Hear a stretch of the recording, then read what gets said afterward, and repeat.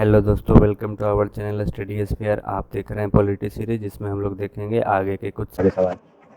चलिए दोस्तों, शुरू करते हैं पहले सवाल से। भारत के राष्ट्रपति के चुनाव में निम्न में से कौन से भाग नहीं लेते हैं? संसद के मनोनीत सदस्य भाग नहीं लेते हैं। लोकसभा और राज्यसभा के संयुक्त सत्र की अध्यक्षता कौन करता है? लोकसभा स्पीकर करता है। नियम किस नियम में संसद के समक्ष औपचारिक प्रस्ताव लाना शामिल नहीं है?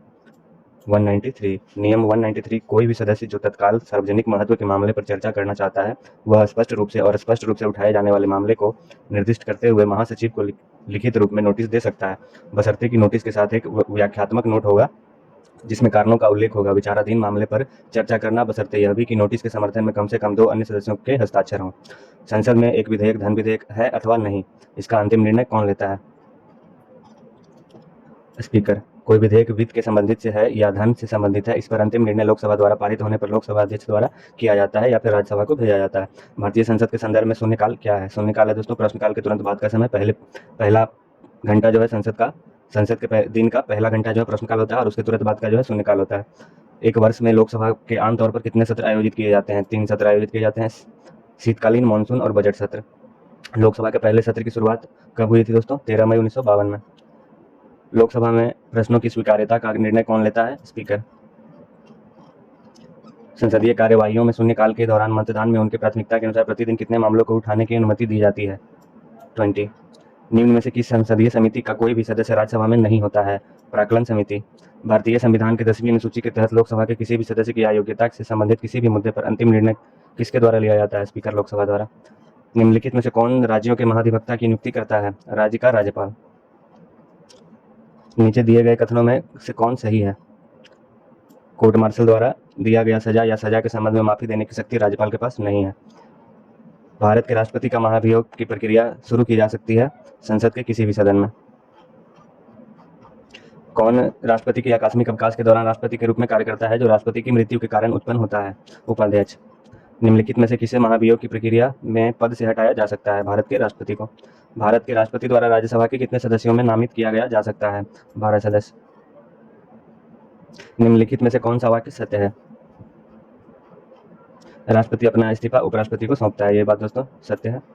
निम्नलिखित में से कौन सा वाक्य सही है? तो दोस्तों सही है दूसरा, राज्यपाल राज्य के विधानसभा को भंग कर सकता है। निम्नलिखित में से कौन सा वाक्य राज्यसभा के विषय में सही नहीं है? यह धन विधेयक में संशोधन कर सकता है। भारत का राष्ट्रपति कितने वर्षों के लिए पद धारण करता है? 5 वर्षों के लिए। भारत में किस वर्ष 2 सदनों वाली प्रथम निर्वाचित संसद अस्तित्व में आई थी? 1952 में। 17वीं लोकसभा के प्रोटेम स्पीकर के रूप में किसे चुना गया था? वीरेंद्र कुमार। लोकसभा के 552 में सदस्यों में से सदस्य राज्यों का प्रतिनिधित्व करते हैं 530। निम्नलिखित में से किस वर्ष में पहली बार राज्यसभा का गठन किया गया था? 1952 में। निम्नलिखित में से कौन लोकसभा के अध्यक्ष की प्रोटेम नियुक्त करता है? प्रोटेम नियुक्त करता है दोस्तों राष्ट्रपति। राष्ट्रपति द्वारा राज्यसभा में कितने सदस्यों को मनोनीत किया जाता है? 12 सदस्यों को। निम्नलिखित में से किस वर्ष में पहली बार राज्य परिषद का गठन किया गया था? 1952 में। राज्यसभा के कामकाज के संबंध में निम्नलिखित में से कौन सा कथन सही है? राज्यसभा भंग नहीं होता है। कौन सा सदन के समक्ष एक विधायी प्रस्ताव का मसौदा है? एक बिल। सभी विधायी प्रस्तावों को संसद के समक्ष विधेयकों के रूप में लाया जाना है। एक विधेयक मसौदे के में एक कानून है और तब तक कानून नहीं बन सकता जब तक कि उसे संसद के दोनों सदनों में और भारत के राष्ट्रपति की सहमति प्राप्त न हो। निम्नलिखित में से कौन राज्यसभा का पदेन सभापति है? भारत के उपराष्ट्रपति। असम राज्य से राज्यसभा की कितनी सीटें आती है? 7। किस पद पर निर्वाचित किए जाने की तारीख जिस लोकसभा में उसका निर्वाचन किया गया हो से लेकर उसके भांग होने के बाद नई लोकसभा की प्रथम बैठक के ठीक पहले तक इस पर आसीन रहता है? सभापति का। प्रत्येक लोकसभा का सामान्य कार्यकाल कितना वर्ष होता है दोस्तों? तो याद रखिएगा 5 वर्ष। भारतीय संविधान के किस अनुच्छेद के अनुसार एक व्यक्ति संसद में एक सीट भरने के लिए चुने जाने के योग्य नहीं होगा जब तक कि वह भारत का नागरिक न हो? अनुच्छेद 84। निम्नलिखित में से कौन संसद के दोनों सदनों की संयुक्त बैठक की अध्यक्षता करता है? लोकसभा के अध्यक्ष। भारतीय संसद ने किस वर्ष नागरिकता संशोधन विधेयक पारित किया था? 2019 में। निम्नलिखित में से कौन सा कथन सही है? तो दूसरा ऑप्शन सही है दोस्तों, राज्यसभा के बाहर 12 सदस्यों जो को राष्ट्रपति द्वारा नामित किया जाता है।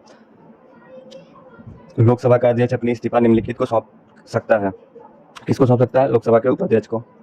निम्नलिखित में से किस राज्य में विधान परिषद है? विधान परिषद है दोस्तों उत्तर प्रदेश में। इसके साथ ही याद रखिएगा उत्तर प्रदेश के साथ ही किन किन राज्यों में विधान परिषद है? तो उत्तर प्रदेश, आंध्र प्रदेश, बिहार, महाराष्ट्र, कर्नाटक, तेलंगाना, इन 6 राज्यों में विधान परिषद है। इसकी संस्था भारत के संविधान के अनुच्छेद 169 में उल्लिखित है। वर्ष 2009 में निम्नलिखित में से किसे 15वीं लोकसभा में विपक्ष के नेता के रूप में नियुक्त किया गया था? सुषमा स्वराज को। भारत के उपराष्ट्रपति राज्यसभा के सभापति होते हैं। वेंकैया नायडू भारत के वर्तमान उपराष्ट्रपति हैं। राज्यसभा सीटें 245 भारतीय संविधान का अनुच्छेद 80 से संबंधित है। राज्यसभा का अध्यक्ष कौन है दोस्तों? भारत के उपराष्ट्रपति। भारत के संविधान के अनुसार लोकसभा में सदस्यों की कुल संख्या से अधिक नहीं हो सकती है 552। लोकसभा में भारत की संविधान के किस नियम के तहत चर्चा में सदन के समक्ष औपचारिक प्रस्ताव शामिल नहीं होता है? तो नियम 193 दोस्तों। 17वीं लोकसभा में संसद की महिला सदस्यों की कुल संख्या कितनी है? कुल संख्या है दोस्तों 78।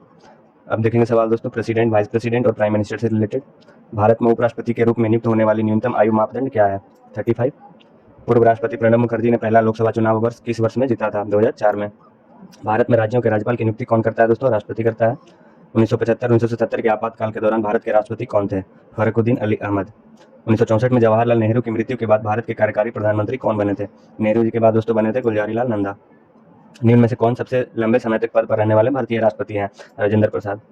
भारत के सुरक्षा बलों के सर्वोच्च सेनापति कौन है? सर्वोच्च सेनापति हैं दोस्तों राष्ट्रपति। निम्न में से किस देश में राष्ट्रपति प्रणाली की सरकार नहीं पाई जाती है? भारत। भारत के राष्ट्रपति के पास वे ही शक्तियां और कार्य हैं जो अमेरिका के राष्ट्रपति के पास हैं। सॉरी दोस्तों, अमेरिका नहीं होगा यहाँ पे, ब्रिटेन के राष्ट्रपति के पास जो है। भारत के राष्ट्रपति के पास वही शक्तियां और कार्य हैं जो ब्रिटेन के राष्ट्रपति के पास है। भारत में राज्य का प्रमुख और सबसे उच्च औपचारिक अधिकारी कौन होता है? राष्ट्रपति होता है। भारत में नियंत्रक और महालेखा परीक्षक की नियुक्ति कौन करता है? राष्ट्रपति करता है। निम्न में से किस प्रधानमंत्री का कार्यकाल 13 दिनों तक रहा था? अटल बिहारी वाजपेयी। स्वतंत्रता दिवस को लाल किला पर राष्ट्रीय ध्वज कौन फहराता है दोस्तों? प्रधानमंत्री। 1979 में मोरारजी देसाई को भारत का प्रधानमंत्री बना दिया गया था चरण सिंह।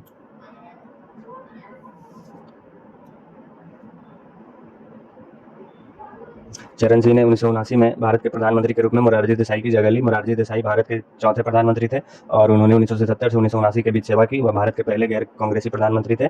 चरण सिंह की जगह इंदिरा गांधी ने ली। भारत के संविधान का निम्नलिखित में से कौन सा अनुच्छेद राष्ट्रपति का अध्यादेश जारी करने की शक्ति प्रदान करता है? अनुच्छेद 123। राष्ट्रपति का अध्यादेश 123। निम्नलिखित में से कौन कभी भारत का उपराष्ट्रपति नहीं बने हैं? गुलजारीलाल नंदा। निम्नलिखित में से कौन भारत के प्रथम उपराष्ट्रपति थे? सर्वपल्ली राधाकृष्णन। भारतीय डाकघर विधेयक 1986 के लिए किस भारतीय राष्ट्रपति ने पॉकेट बिटो का इस्तेमाल किया था? किस राष्ट्रपति ने दोस्तों? ज्ञानी जैल सिंह ने। ज्ञानी जैल सिंह ने भारतीय डाकघर विधेयक 1986 के लिए पॉकेट बिटो का इस्तेमाल किया। पॉकेट बिटो एक विधायी पैंतरबाजी है जो एक राष्ट्रपति या किसी अन्य अधिकारी को बिटो शक्ति के साथ एक बिल पर उस शक्ति का प्रयोग करने की अनुमति देता है। सकारात्मक रूप से बिटो करने की बजाय कोई कार्रवाई नहीं करना, इसे अपनी जेब में रखना। भारत में संविधान के अनुसार किनके आदेश के बगैर सर्वोच्च न्यायालय के न्यायाधीश को हटाया नहीं जा सकता है? राष्ट्रपति के। भारतीय संविधान का अनुच्छेद 61 किससे संबंधित है दोस्तों? राष्ट्रपति के महाभियोग से। निम्नलिखित में से कौन भारत के सभी केंद्रीय विश्वविद्यालयों का आगंतुक है? भारत के राष्ट्रपति। निम्नलिखित में से कौन सा सरकारी प्राधिकरण भारत के मुख्य चुनाव आयुक्त की नियुक्ति कर सकता है? राष्ट्रपति। आज के लिए दोस्तों इतना ही। आगे के सवाल देखेंगे हम अगले वीडियो में।